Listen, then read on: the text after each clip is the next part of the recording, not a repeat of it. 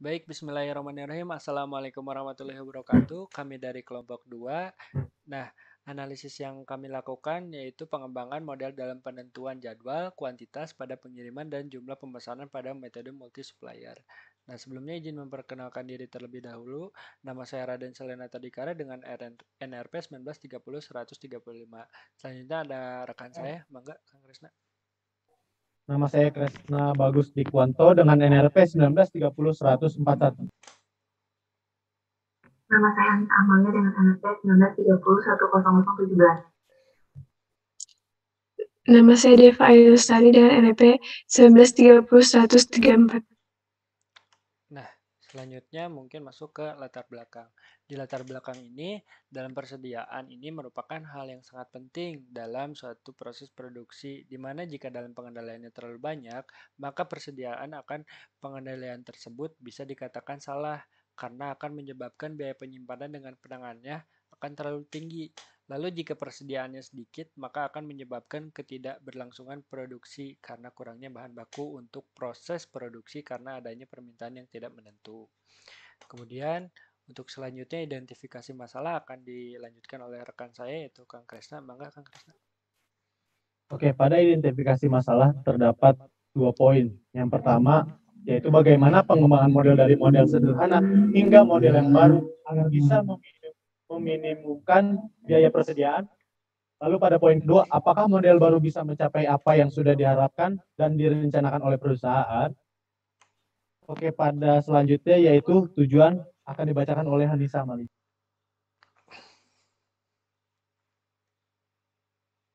Dari pengembangan yang akan dicapai, identifikasi masalah yang telah diuraikan di slide sebelumnya.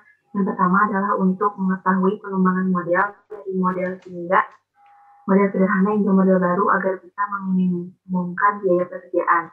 Yang kedua adalah untuk mengetahui model baru bisa mencapai apa yang sudah diharapkan dan direncanakan oleh perusahaan. Untuk selanjutnya akan dijelaskan oleh Deva. Untuk selanjutnya yaitu manfaat.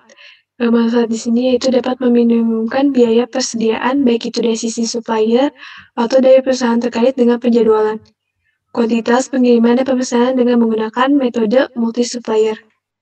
Selanjutnya akan dijelaskan oleh saya.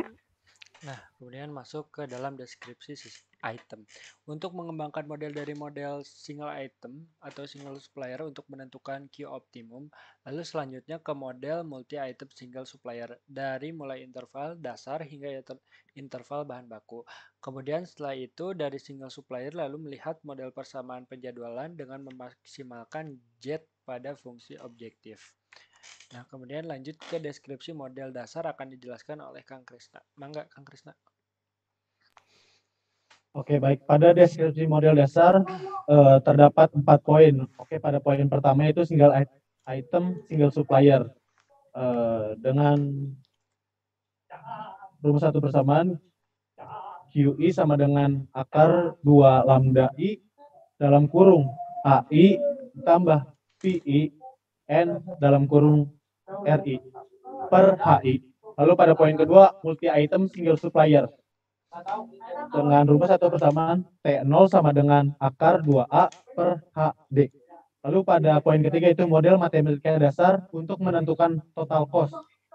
Dengan rumus satu persamaan dengan T, C, J sama dengan PR kuadrat. Lalu pada poin keempat itu model persamaan penjadwalan dengan maksimalkan Z pada fungsi objektif. Terdapat 3 persamaan. Pada persamaan pertama yaitu YI lebih besar sama dengan PI. Lalu pada persamaan kedua yaitu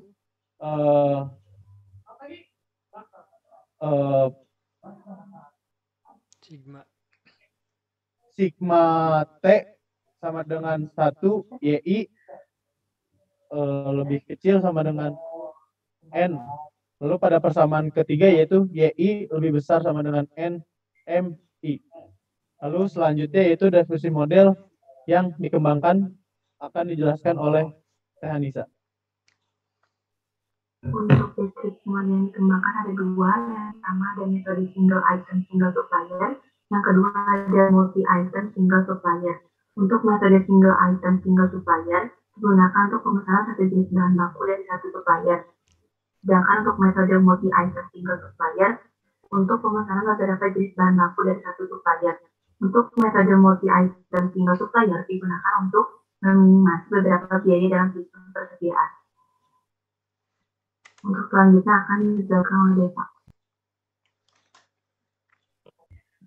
Untuk selanjutnya yaitu ada asumsi model. Di sini ada 4 poin, yaitu yang pertama, purchasing cost dipengaruhi oleh jumlah yang dipesan dari masing-masing supplier dan dari harga masing-masing supplier. Yang kedua, tied up capital cost dipengaruhi oleh sisa persediaan yang disimpan pada waktu J dengan persentase tied up capital cost sebesar 0,521% setiap minggunya atau 25% setiap tahunnya. Lalu yang ketiga yaitu perhitungan handle cost dipengaruhi dari kontrak handle cost yang disetujui perusahaan sehingga tergolong ke dalam ongkos tetap. Yang keempat, jika terdapat kelebihan material yang tentunya perlu penanganannya, maka terdapat biaya tambahan yang harus dibayar oleh perusahaan. Selanjutnya akan dijelaskan oleh Kang Salya. Nah, kemudian masuk ke dalam hasil pengujian model. Nah, dalam tabel sebelah kiri atas itu ada bahan baku aktual prasetyo ini, kemudian hasil optimasi. Nah, dari tabel yang itu tuh masuk ke dalam nilai safety time. Kemudian tabel yang kedua di sebelah kanan atas itu ada bahan baku, supplier, quarter, ada bahan baku A, B, dan D. Nah, itu masuk ke dalam jumlah pemesanan hasil optimasi atau dalam satuannya ton. Kemudian yang ketiga, tabel yang terakhir yaitu ada bahan baku dengan total cost procedure ini, kemudian total cost optimasi. Nah, itu masuk ke dalam tabel perbandingan total cost dengan hasil optimasi. Nah, kemudian selanjutnya masuk ke dalam kesimpulan yang akan dijelaskan oleh Kang Krisna. Bangga.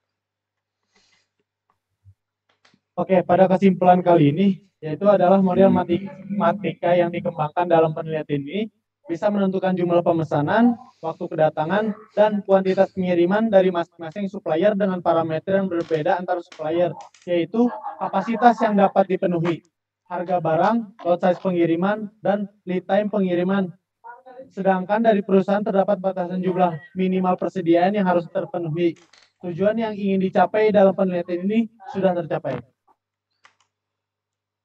Baik, mungkin cukup sekian dari presentasi dari kelompok 2. Mohon maaf bila banyak kesalahan kata. Wabillahi taufiq wal hidayah. Wassalamualaikum warahmatullahi wabarakatuh.